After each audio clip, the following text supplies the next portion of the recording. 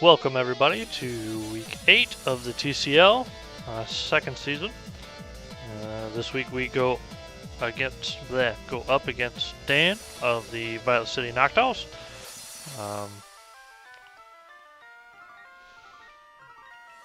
Not sure how I feel about this match. Going into this and seeing his team preview, I feel a lot better.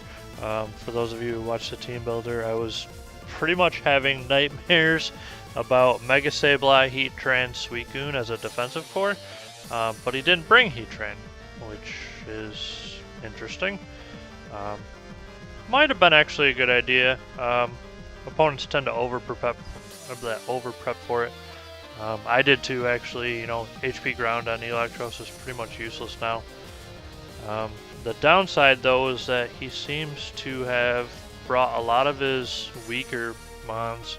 Sigilyph, Rotom-Mow, Basculin. Basculin was probably to directly counter Infernape. I'm not sure what Sigilyph is for, other than maybe like the only set I really know for, you know, that to be really good are the Life Orb sets or the Focus Sash sets that run just offensive. So pretty good overall to see Heatran not here. He doesn't have a hazard setter, so Latias is going to be less useful. I expect him to lead Mega Sableye here, so Mamoswine isn't a very good lead. My lead is probably best with, I'm gonna say Electros. I can Volt Switch against anything on this team. Half of it is weak to Volt Switch, so with Mega Sableye, if he leaves Mega Sableye, I can just hard switch out. So we'll do that. The reason why we're going to hard switch out here is because he might Will-O-Wisp. And I kind of actually really want to go into Scrafty in this situation. Between Scrafty and Infernape, Scrafty has a better matchup versus his team currently. Infernape is still pretty weak to Suicune, so he could just switch into Suicune, and if it's not a physically defensive variant, it could actually kill us because Grass Knot won't do 100%. Grass Knot, as I mentioned, the team builder only does about 70 to 80, I think, or 80 to 90% at a +2 to a specially defensive Suicune. So, yeah, we're pretty much locked into hard switching into Scrafty here. If he goes Will-O-Wisp, that's fine because I do have Shed Skin. I'd really like to just use Mega Sableye as setup fodder here, so yeah, we'll go Scrafty. Okay, so he has Calm Mind, so the chances of him having coverage for Scrafty are very little here, so I think Bulk Up's probably fine. There's no reason to really switch into anything else, I think. Yeah, Bulk Up's probably fine here. If he starts setting up Calm Minds, then we just need to start out racing it and just hope to try and knock it out. But as we see, you know, switching into a physically attacker, he's pretty easily baited into Will-O-Wisping here, so we can get the leg up here on boosting.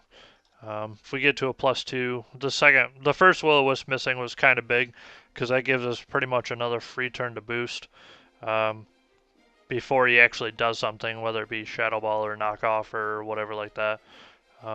Right now he's pretty much locked into Will-O-Wisping again. So we get an easy +2 to negate the burn damage. Well, the burn's a half attack effect. We're just going to be doing normal attack and we can continue to boost. Oh, so he switches. Okay. Suicune. Now, the fact that he aggressively switched into Suicune makes me pretty much think he has to have Roar. I don't think there's any real reason to switch out Mega Sableye otherwise, because Scrafty doesn't really do a ton of damage to Mega Sableye.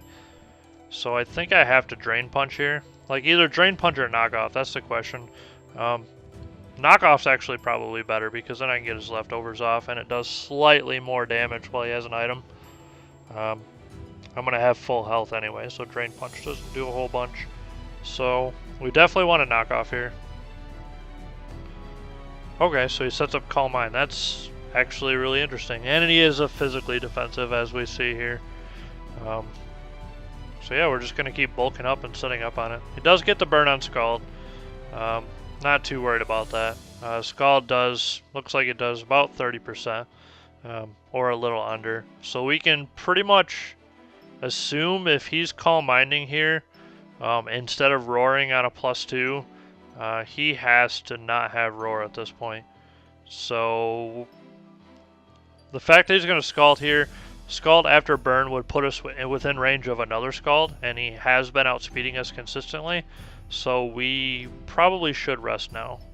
We'll use up our Chesto Berry, go to 100%, fully heal. Now, we should probably bulk up one more time, but because I don't think Drain Punch is going to kill.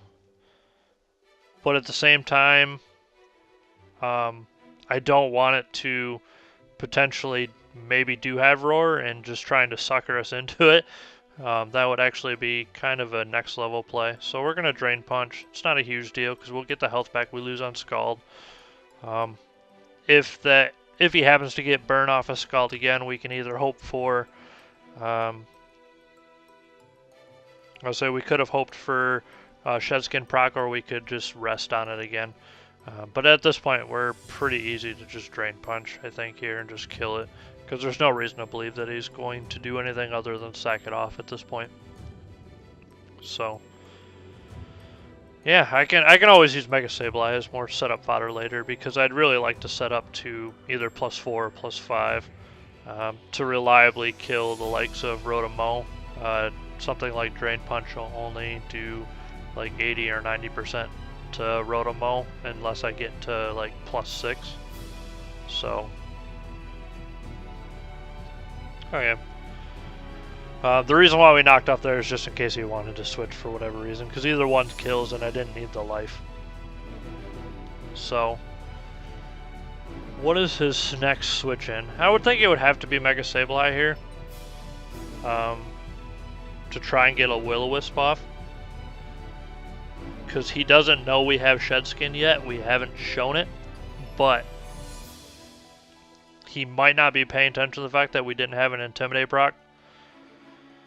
So, like no Intimidate proc, no Moxie proc. So, if he's been paying attention, he'll know that we don't have Shedskin, or know that we do have Shedskin if he has been paying attention. So, pretty easy here. I mean, I'm not really thinking too much about these plays. We wanted to use this as setup fodder.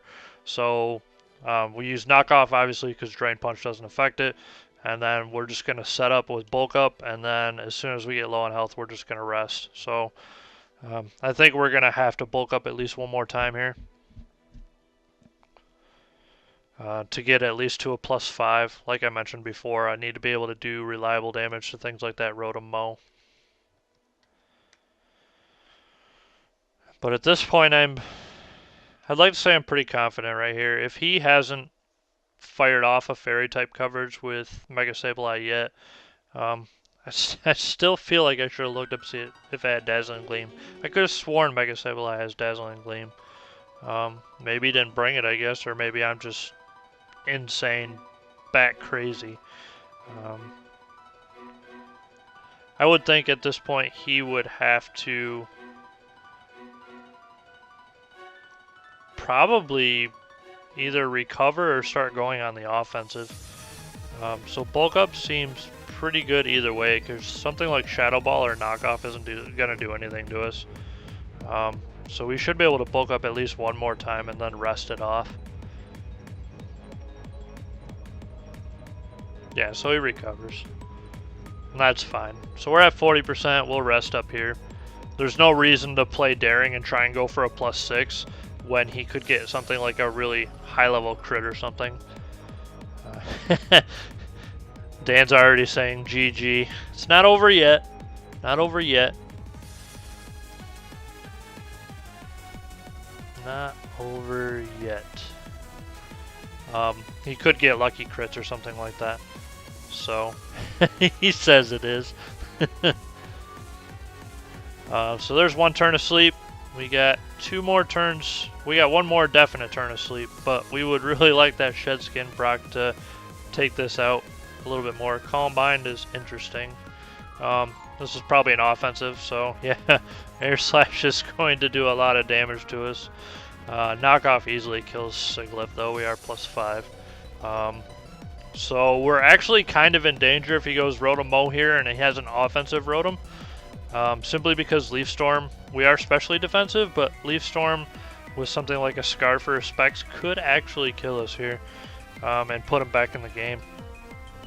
I still think it's going to be pretty rough for him because Infernape takes care of Mega Sableye and Weavile, and then Electros easily handles Basculin, but it's a non-zero chance for him to win. So I think his play has to be either Rotom Mow and go offensive and just try to kill, or if he goes into Mega Sableye and it tries to attempt to burn again. But if he does that, then I'm going to rest. So his play is actually, I think, Rotom Mow. I think that's the best non-zero chance he has to win here. Oh, he goes, okay. Drain Punch, I guess. Free health. He might be looking for the crit. Okay, so Superpower did a decent amount of damage right there. Not enough because we are +5, of course. Drain Punch, get that juicy health back. And at this point, the GG seems a little bit more warranted. Good game, Dan, I guess. Because at this point, there's nothing he can do. Like, Rotom Mow can't kill us at 50%, even with Leaf Storm, so at this point, we're just going to Drain Punch and get our health back. Foul play. Well, it's a good thing we prepared for foul play, but we didn't really prepare for foul play from Rotom Cut.